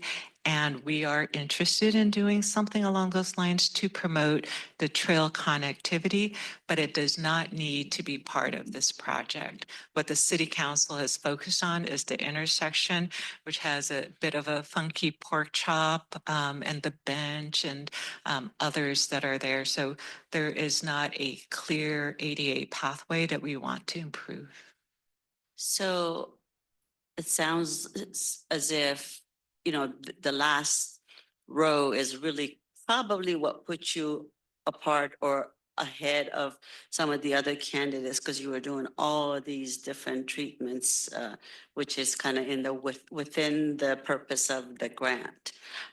Without that, it's still a good improvement for pedestrians and maybe transit. And it sounds like your city council was determined to get this done. They went ahead and, got rid of the roundabout. Are you confident that within this next 3 years, you will be able to deliver your projects? I'll put you on the spot. Ma'am, I am pushing, Tom and I are pushing for 2 years, for 24 months, realistically, because more of the simplicity, and as mentioned with the environmental clearance, we've already started having those conversations because that was a big part of the schedule. And so we think we're going to do it. We are we're charging forward. We are going to make this happen regardless. This is the direction that the city council has informed us. We are investing more funds for this project, and we are going to make it happen. Okay. So the way I'm processing this is the fact that we have a couple of options. One would be to reject the extension. So that funding goes back to the pot for another grant. The other one would be to consider the investment that's already been made. And without continuing to finish this project, that investment is wasted. So, and the fact that the city is willing to step up and fund the rest of the work, and this is only going to go towards construction, which by then we know for sure you're going to spend it. I am of the opinion that this would be the better course of action, even though it's unusual to give a third extension. I would be interested in following that course of action, and I would like to make a recommendation to do that, to go ahead and provide the extension. We have comments from other I'm members. sorry, go ahead. Lorraine, please. And before we move forward, I just, there's a lot of detail and nuance, so I appreciate kind of leading and having the logical sense of where you've been, but probably most importantly, where you're going to go. And my question is pertaining to the functionality and the use of what you've done thus far, pertaining to the environmental, specifically looking at a roundabout scope of work is much more extensive from a footprint perspective and related to impacts. But then what you've considered for the pedestrian and bike improvements, what, and I know it may be difficult to allocate a percentage, but what do you think the percentage of the environmental technical studies that you've done thus far would be applicable to that of where the scope of work and the project description currently is with the pedestrian and the bike improvements? So all the work that has been done will remain there. I mean, we are continuing with the same consultant that we have been working with. And so that information, that data is still there. What we've done is we've consulted with our city planner and our community development department, who meets on a monthly basis with the Coastal Commission staff. And the city planner has authorities of making determinations with regards to some exemptions. And there's also for coastal development permit, and it's very complicated. And I'm not a planner, so my understanding is that there are areas that are within the city planner's authority. There's the Coastal Commission. So it's more of instead of the Coastal Commission approval, it's more of their authority to maybe question it. But the decision is by the city planner. So we've consulted with our city planner, Eric Lardy, in community development, and they are confident that there is an exemption to submitting a coastal development permit because of the scope of work that we have described here, because it is much smaller. So the information that is there, if asked and is needed as part of the process, we will still be able to use that. Okay, thank you for that. But the Coastal Commission, that's your permitting process because the city is the lead agency for CEQA, correct? Correct. So with the technical analysis that you've done thus far, and this, I'm kind of backing into this question from an overall schedule on a 2 or 3 year window to make sure that the environmental clearance, let alone the final design, can all take place within that window. Yes, ma'am. And so the environmental document that you've done thus far, did you have a alternative that was pertinent to what you're proposing for the scope of work now? So as I mentioned, we're still using the same consultant that has come back and said, to be able to finish this, the designed environmental clearance and the time frame that they provided. has them starting now, the first week in July. And the portion that they have for the coastal commission permit had it starting from about November to next April. That's it. We had conservatively looked at maybe it's more like a year because it's a very complicated process, but because of how far along we have, that was in the timeline that was being presented by our consultant. Separately, in our conversation, we said, do we need to go through the Coastal Commission on a coastal development permit? So that was the first question that we asked our city planner, who said, there is potentially an exemption, and we have used exemptions to CDP applications fairly recently as well. And they were comfortable with us being able to move forward. So hence our next meeting with the Coastal Commission staff is in 2 weeks from tomorrow, and that's when we will have that conversation. If I may add, so I heard questions in regards to the CEQA process as well. And so as Ms. Gomez mentions, we have the same consultant working with us on this project through the completion of the project. And so the work that's been done, that's always available for this project and future work for future projects in that area. This project, as you see, is a much smaller, simpler project. It's a much smaller footprint. And so in our initial conversations with our planner as well as the consultant, it looks like that's going to fall under an exemption because it's focused on the ADA improvements within the existing right-of-way. We're not changing the hardscape of the area. We're actually reducing greatly the footprint of this project. That's helpful. Thank you very much. David, please. Well, on the same lines as what Lorraine's asking, you have your own coastal development plan, right? So you'd think that you're the permitting agency. So why are you going to coastal staff? There are, it's maybe a little bit more complicated depending on the project. And there are different authorities depending on the location within the coastal zone.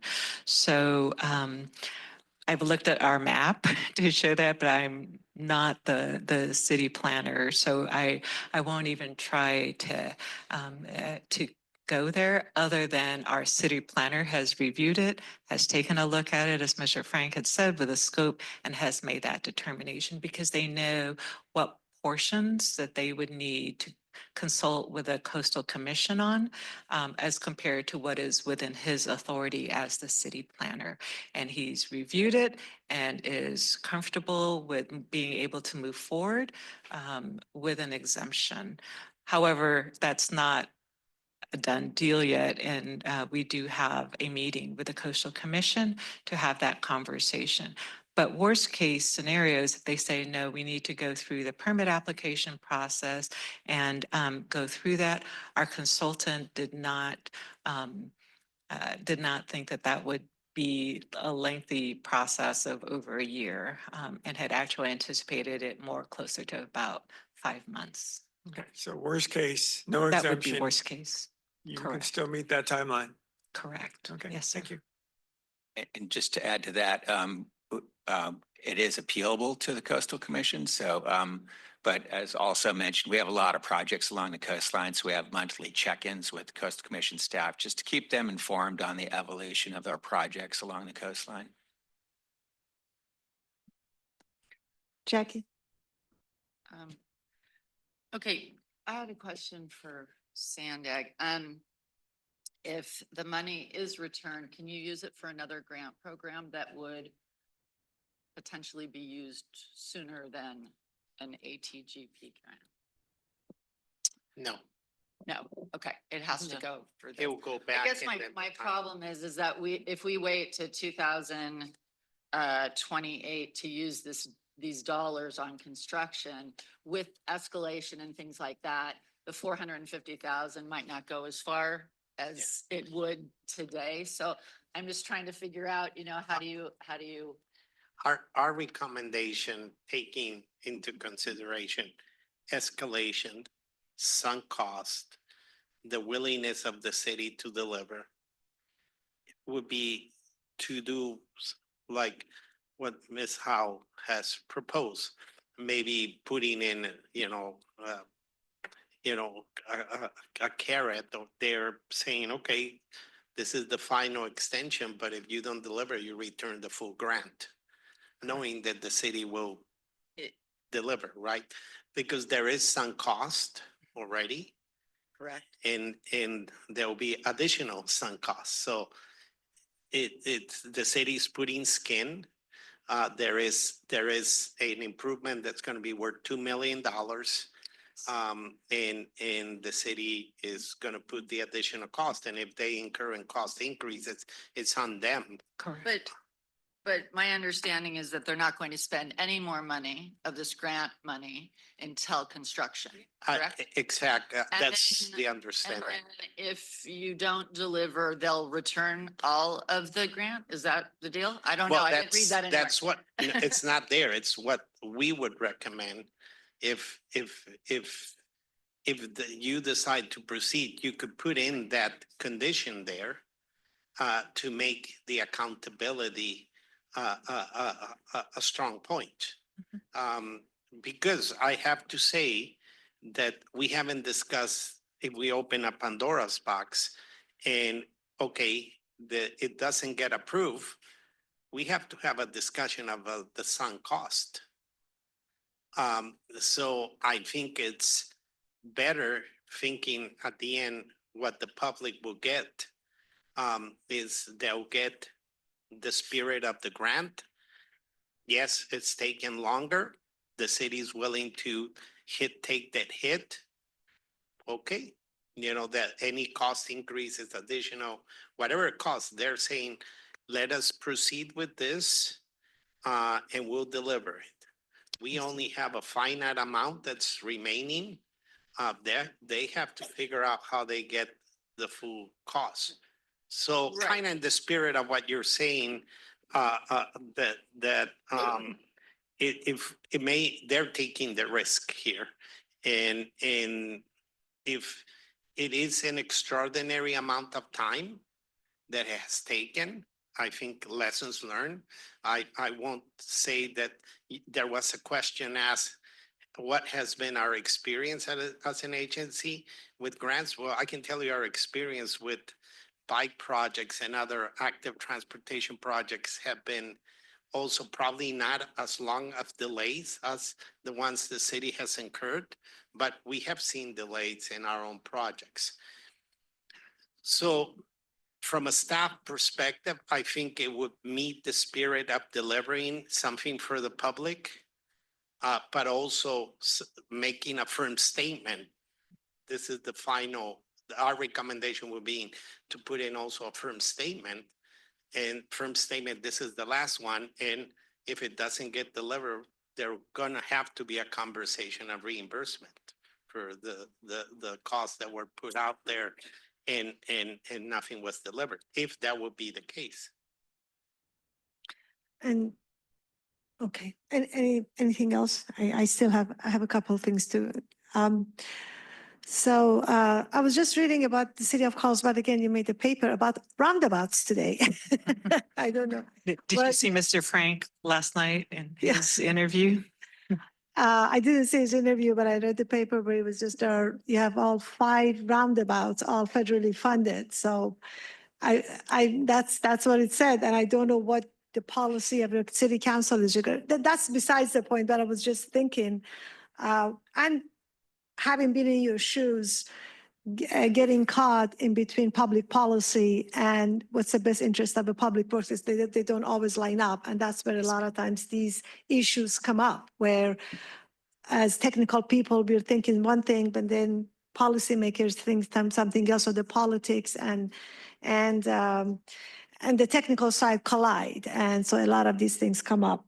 Having said that, I can see that, there has been effort. And when we look at that chart that you put together, that's very helpful to see like the intent of the original grant is still there.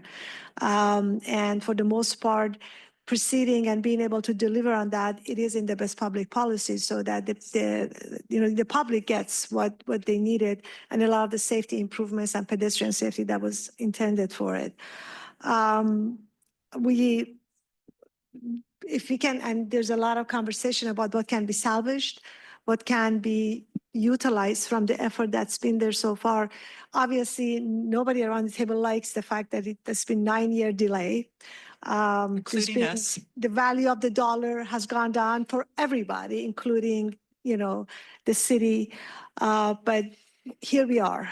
What's the best course of action? And it seems like I see if everybody agrees, and I think there's also a recommendation that we can maybe proceed with this with some caveat. Are you prepared with that for that caveat? So given what Mr. Orso had mentioned, there was a question from our city manager with regards to what happens next, right? This was before the grant was coming forward. And so we were asking that question. And so I also did dust off the board policy number 35 to take a look and say, what does it state with regards to that? Having said that, we want to make this happen. We want to be there at a ribbon cutting ceremony, and everybody loves ribbon cutting ceremonies with our partner SANDAG beside us, because this is something that is wonderful for the region. It will be awesome, and we are focused now to deliver. Our city council has evolved. It has evolved a few different times with different electeds, but we have the same city council that will be there for the next 2 years. And so the direction that they've given us is very clear. We are carrying it out, and we are trying to figure out a way to get it done quicker than the 36 months time extension. And so if you all would like to include some sort of caveat that, okay, this is it, this is the last one, then that is something that certainly defer to you and SANDAG to add in that caveat. We fully support that because we want to deliver on this project. And that's the reason why, part of the reason why it's 36 months, not 24 months, as I had mentioned. Looking at the timeline and what we've discussed from a staff perspective and what we have to go through, we think it's actually closer to 2027 that we're going to deliver. But yeah, if you want to reduce it to that time frame to show that we're actually going to do it, that's certainly another option. But we wanted to just request the 36 months to allow for anything that could happen. Yes, go ahead. So given the circumstances and the fact that this was rejected, and we came back and you came back and we're going to go ahead, I think it's a great idea to put the caveat in. My recommendation or my motion would be to grant the 3-year extension with the remaining 454 and some change thousand to be spent at the end upon completion of construction. If that does not happen within the 3-year period, then the city will return the $599,000 that was already granted to you because the project was not completed. I know it's a long motion, but does that work? Is there actually my question, can you make that commitment? I don't know if it's the city council needs to approve it, or can you make that commitment and to return the whole grant if you cannot? I don't know if you No, can we do that. do not have that authority to return grant funds. It doesn't matter. This is our criteria, for the extension. So Chair, if I may, just to clarify, this would be a recommendation to the board. Should the board take that recommendation, then staff would move forward with negotiating that contract amendment with the city, at which point in time the city would go through its own processes around approval of the contract and whether that term would be acceptable or not acceptable to them. Yes. Okay, so I guess the recommend, is that your motion? That was my motion, long enough as it was. Second. And Uh, I'd like to second that. Okay, I think David actually seconded, so. And with that motion and a second, Sunny made the motion and David made the second. Roll call, please. Jacqueline Appleton Dean, Approve. Lorraine Alquist. Approve with those conditions put forward. Thank you. Marianne Babaki, Yes. Sunny House, Approved? Frank Rivera, Deny. David Santi Stevens. Approve.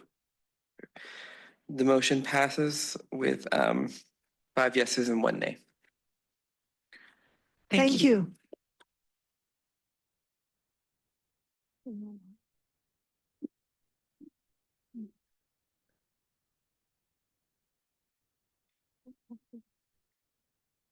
Okay. All right. Let's see, that was a long discussion. Item number 10, TransNet Smart Growth Incentive Program Project Amendment.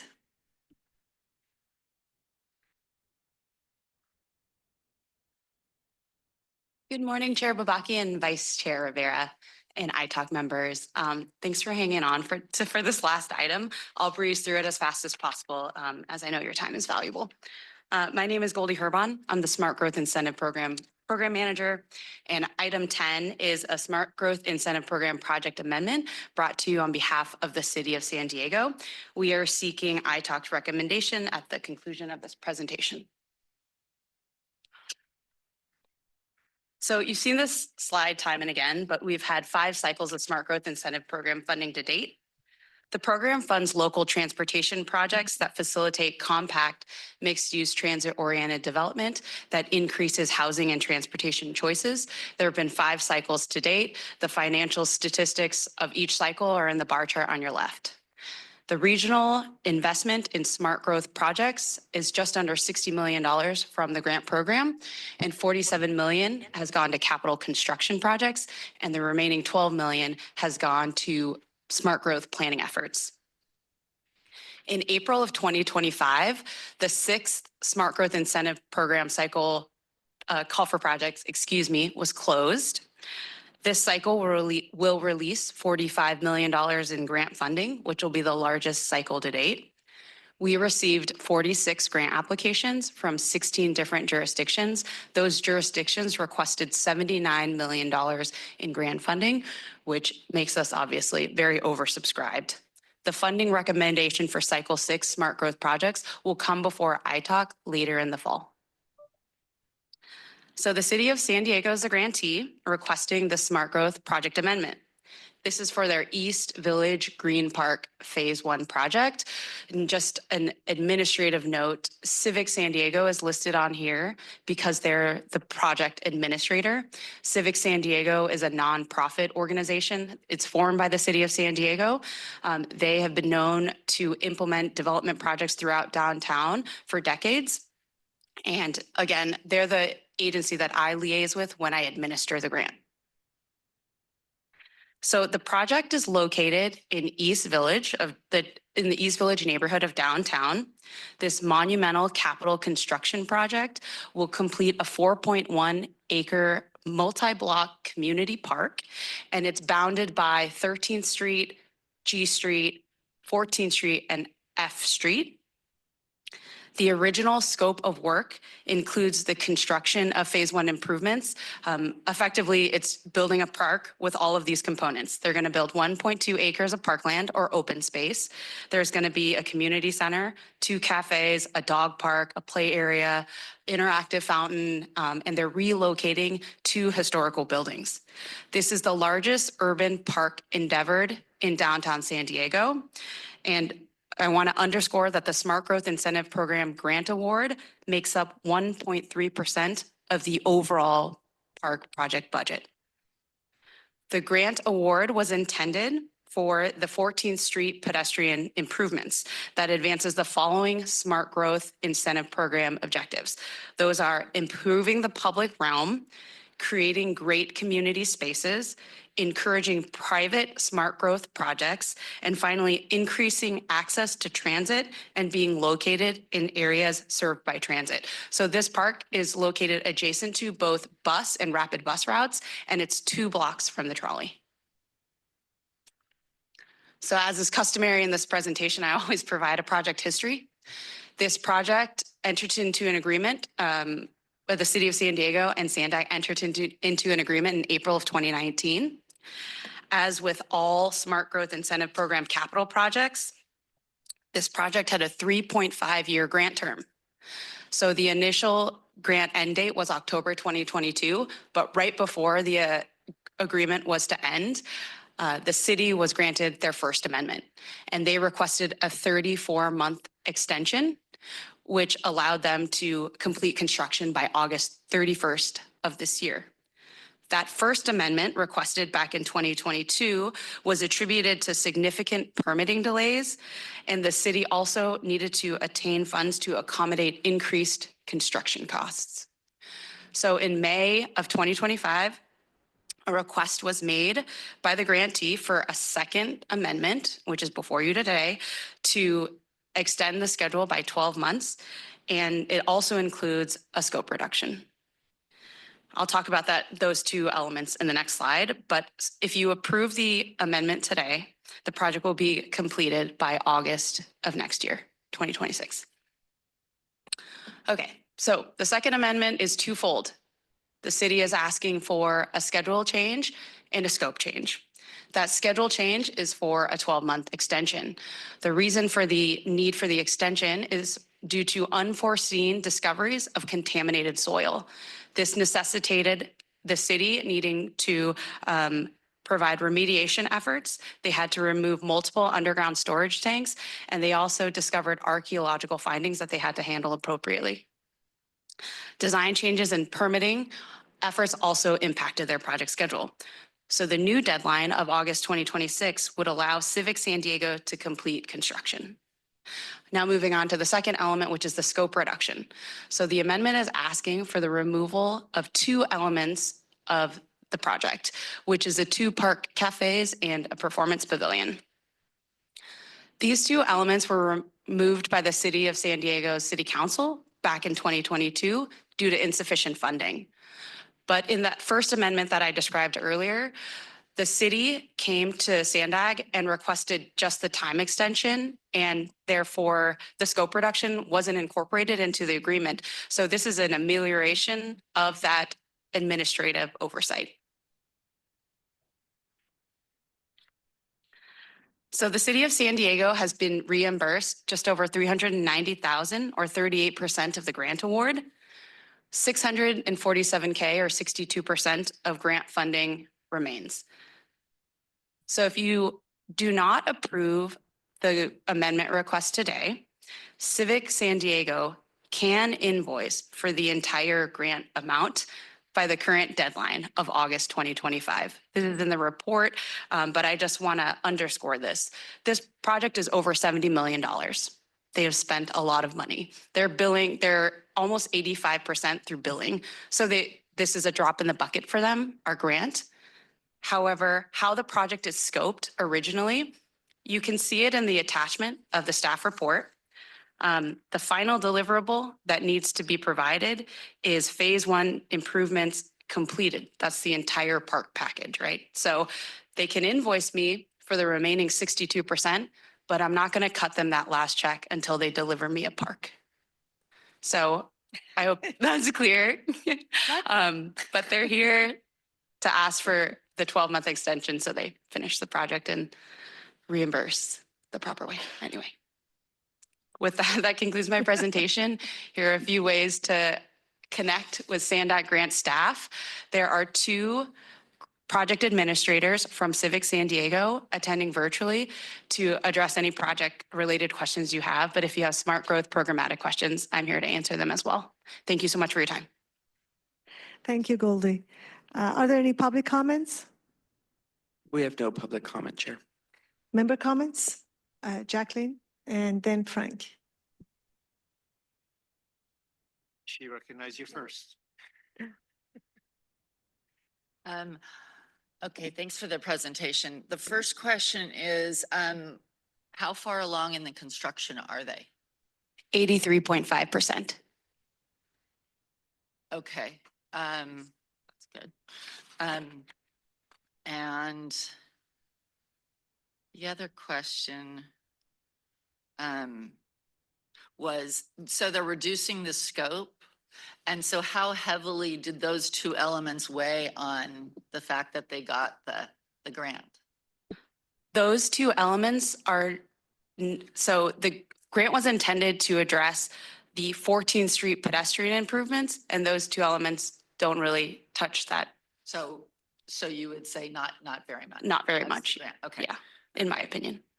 Great. And then when did they find the soil problem? Daniel or Gretchen? Can you hear me okay? We can hear you. Okay, great. Thank you. This is Gretchen Hör. I'm the principal engineer over at Civic San Diego, managing this project. So right when we started excavating for the underground parking garage, we discovered the soils issues. So that was in 2022. Okay. Okay, thank you. Okay, my Frank, comments. Goldie, on the removal of the 2 park cafes and the performance pavilion, are those any portion of that work paid for with grant funds from SANDAG? That was not the intention of the grant funds.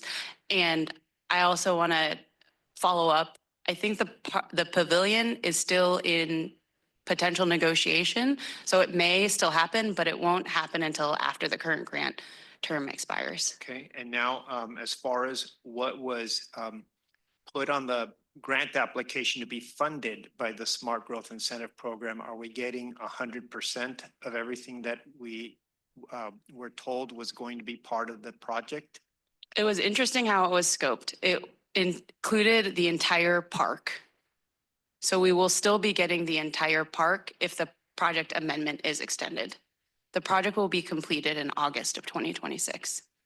Okay, thank you. Yeah, of course. Lorraine, please.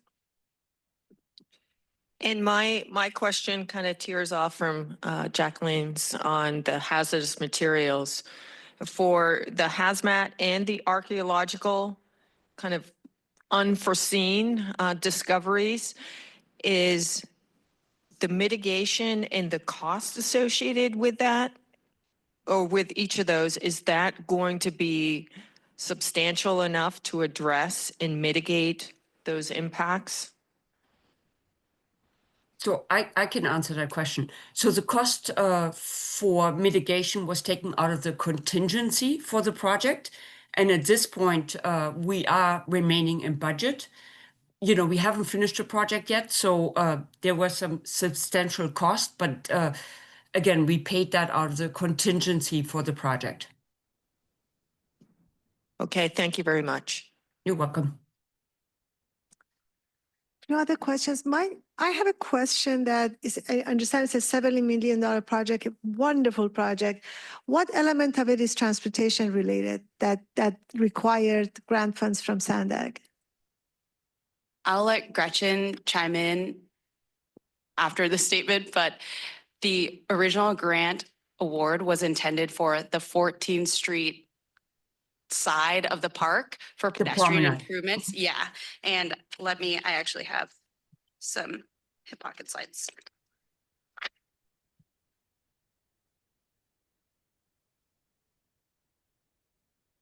So on 14th Street, adjacent to the park, it will be narrowed to a two-way, two-lane street consistent with the downtown community plan, the downtown San Diego mobility plan, and the 14th Street pedestrian promenade master plan. There will be no on-street parking in this block, allowing for the use of public right-of-way for community events. There will be a series of bollards and adjoining walkways. Street design provides pedestrian segregation from the street. This portion of the project facilitates compact and mixed-use development in the East Village neighborhood with open spaces and services within convenient walking distance of residents' work hubs to maximize opportunities for walking. Do you want to add anything else, Gretchen or Dana? No, that was perfect, Gordy. And so again, we did not change anything on that scope of work. That will all be included in the project. Okay, thank you. Jacqueline? Okay, so if we, or if this isn't approved by the board, they could go ahead and bill for the 600 and whatever. You would not pay them or reimburse them until there's a park, maybe 2 years, 3, we don't know, 1 year, we don't know. But if we don't approve, it's not approved. If it is approved, they have a year to spend the money. And if they don't spend the money, they just don't get the money. Yes, and I will say they've already spent the money. All right, thank you for being. Of course. Okay, any other comments or questions? Then in that case, anybody prepared to make a motion?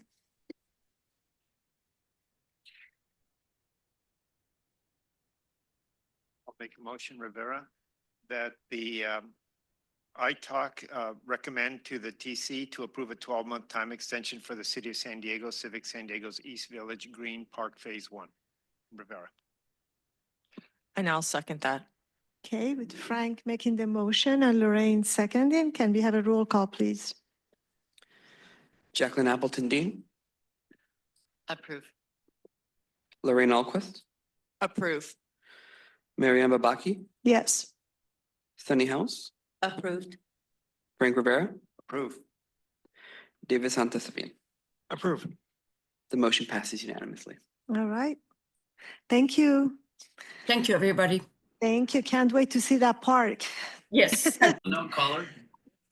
Okay, so we've come to the end of our iTalk, and thanks everyone. It's been a pleasure to be chairing this for the past year.